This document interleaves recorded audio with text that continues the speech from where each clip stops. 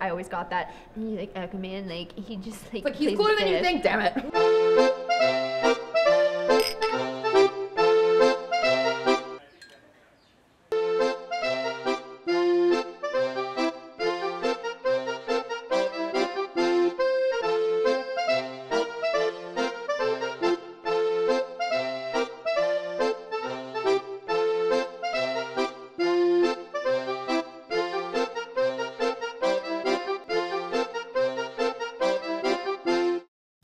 Name's Jenna, not Mandalorian.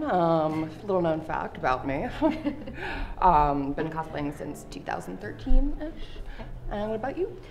Jamie, I go by Holly Peppermint online, which confuses people sometimes. Yeah, everyone thinks my name is Amanda because of the Mandalorian, but I'm like, no, it's just the last name. Yeah, people address me as Holly, and I just accept it at this point because it's easier than correcting people. And I've been cosplaying since like 2012. Nice. So tell me a little bit about the character you're cosplaying. So this is Rogue from X-Men Evolution, which is my favorite Rogue design. She's a little bit more angsty and sarcastic than her typical voluptuous bombshell Southern belle that we see in both the animated series and the comics. A little less sure of herself, going through a lot. She was actually raised by Mystique in this, which obviously creates a little tension when, you know, she's a bad guy. And she's still in high school, so she's a little younger, around like 17 or so. Her and Gambit still have like a little bit of a flirtation thing, but they're not like full on together. And she kind of teeters the line between good and bad in the first season, but then she's full-blown X-Men by the end. It looks very comfortable too, like I'm a little jealous. Except this is just like, I can't move my head fully. So this is Mercy from Overwatch. I don't know if you've played the video game. Sure have. She's the healer for anybody that doesn't know. And so this is her combat medic skin. I'm in the casual version right now because I don't have the jacket, but it's basically from when she first started healing for the Overwatch organization, and it's like her when she was younger, and so she was still very like energetic and full of like optimism for what this organization could do, and then that obviously, you know, depletes over the years, but I just love this design for her. I do too, it's great. Actually funny because when Overwatch first came out, I thought I was gonna cosplay Tracer.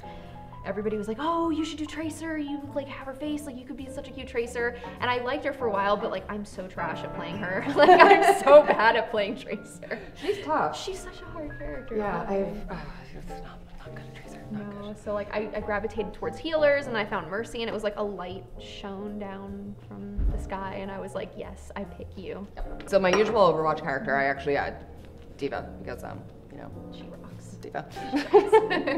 And she's just easy because like she's a tank.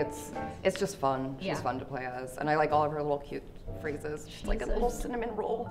She is so cute. She's the cutest. Her voice lines, like they're so relatable. Yep. It's easy mode. What is your biggest cosplay fail or mishap? My entire Artemis build. So for Friday of New York Comic Con this year, I actually got locked out of my apartment for an hour while I was spray painting everything at the last minute. So I lost an hour of time at the con. As I get there, I literally have a bag of armor. I'm gluing myself into this armor, and I'm like, I have no idea how I'm gonna get out of this actually, because I'm like literally cementing this armor onto my outfit at the time. And I have this giant axe that's 5'3", and it's like, the blade length overall is like this big.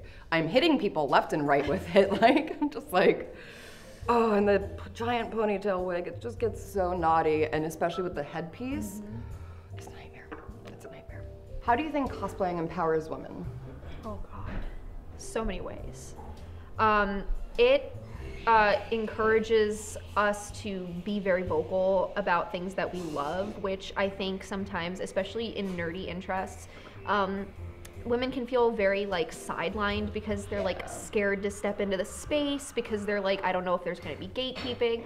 I've been really lucky that I haven't experienced that, but I definitely know women that are like, I'm afraid to like do this or like express my interest in this because, you know, so I think it's just like a very easy way to show everybody like, hey, I love this character, I love this series, like what are you gonna do about it? Yep. And also the whole cosplay is not consent movement is just so important. It really is important. It's so, because it's like, it's really teaching people that like, you know, even though you're trying to be a fictional character for a day, that doesn't mean that you can like treat them like they're not an actual person. And it's just like so good for like female agency and just like, just keeping creeps like at bay. Literally, just so especially the cosplay is not consent movement, totally. Yes, Especially recently, I've seen this whole kind of encouragement of body positivity and just like owning what you look like. And it doesn't matter if you don't have like the 36, 24, 36, like that's why corsets exist. And even if like you don't fit into those, like you can do whatever you want. You don't have to be this skinny little thing in order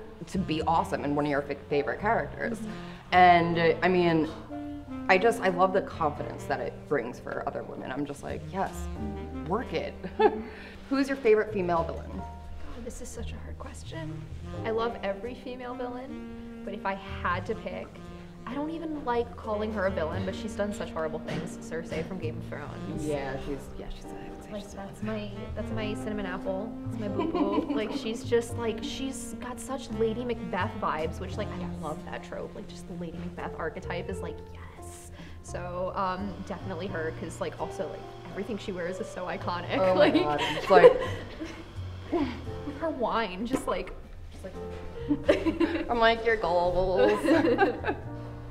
So who is your favorite female villain? I would have to go with Mystique, probably, just because, I mean, her power in and of itself is terrifying. Like, imagine like not knowing if someone is actually this person. They can get information from anyone, which she does use, and it's just, she's awesome, and she's blue, and she has like a belt of skulls, and I'm like, oh, that's so awesome. So she's probably my favorite female villain. If you could give your childhood self one piece of advice, what would it be? Don't try to be everything to everyone all the time. I actually know a great quote that you don't have to set yourself on fire to keep the world warm. Exactly. Yep. Because like I was always that person that like I was just desperate to make everybody happy all the time, and like even if it wasn't possible for me, I would still feel like it was my fault, and so I just think that caused me a lot of stress and anxiety growing up. And I think now that I'm like older, I've come to terms with it, and it's like you don't need to be like the perfect person all the time. Like sometimes it just doesn't work out, and that's okay. Yeah. As long as you're true to yourself, it's like it's fine. So what piece of advice would you give your childhood self? It's fine to be weird, man. It took me way too long to realize that. I was just like, I mean, when I was in like 4th grade, I had this bug catcher, and I was like wondering why I didn't have friends. Meanwhile, I like make these bugs, this piece of like furniture in this like giant mesh thing, and I was just like, this is fine. Bugs are your friends. The bugs are my friends. And I had this awful cowlick, and I don't know why my parents let me have bangs, because it would just be split right here, and it would just like look uneven at all times. And I was freakishly tall. I was like 5 foot in 4th grade, so I towered over people. I was like the tall bug girl. But then I started owning it. I'm like, yeah, I'm the tall bug girl. So how do your friends and family feel about your cosplaying? My friends are definitely very supportive, except when I send rapid fire texts. I'm like, oh, look at this thing. Oh my God, I made like some progress. I cut one line. Look at this. So like that's the only time they get a little sick of it. And then my family, they're finally like opening up to it. It's not that they weren't before, but they were just like, well, why do you do that? Aren't there weirdos there? I'm like, well, there's weirdos in everything. Like I live in New York. Like it's not like there's more weirdos there. I mean, but they're starting to get more supportive, especially since I started doing charity work and like going to like sick children's hospitals. And I recently did a benefit for the NYPD, and they see that it brings me joy. So they're getting more supportive. They're just like, maybe don't spend all your money on this. And I'm like, no. What do you mean? Justice League or Avengers? Justice League. Yep. It's time for Aquaman to finally like not be made fun of. Yes. I have a whole manifesto about this. I've loved Aquaman since I was like super young, and like I always got that like Aquaman, like he just like he's cooler than you think, damn it. Literally, like he was so, they really did him so dirty in the original comics, because like he really didn't come off as like as powerful as he really is. Kylo Ren or Darth Vader? Darth Vader. Yep. I just feel like Kylo Ren is like Darth Vader light, but not even. Like Diet Darth Vader. Literally, he's just, I feel like he's trying to manufacture pain for himself, whereas Anakin had like literal pain. Like he had a lot going on in his life, and it feels like Kylo's just like desperately trying to create that for himself, and it's like. I feel like he is a little misguided too, so like it's definitely some aspect of it, but yeah. It's just like, dude, you came from a loving family. Your uncle is Luke Skywalker. Like, he was gonna train you, and you just kind of like, were like, I'm gonna mess this up. Shrug emoji, you know? So I just, yeah. And also, like, I think his helmet is so stupid. Yeah. It's like there's no reason for it's like it's not like he's using it to breathe. Like no, I know. It's like, why does this exist? Like it's just like I'm going to be HD. He's just fruit roll-ups or fruit by the foot. Is there a difference? I was like, Fruit by the foot. yeah, same. Because like the fruit roll-ups, it's just like it's sticky, and then it's like sometimes like congealed, and it's just like a weird tube. And then like with the fruit by the foot, you can like pretend you have like a long tongue. I don't know. I have a lot of opinions. I've spent a lot of time thinking about this. You can call me a connoisseur.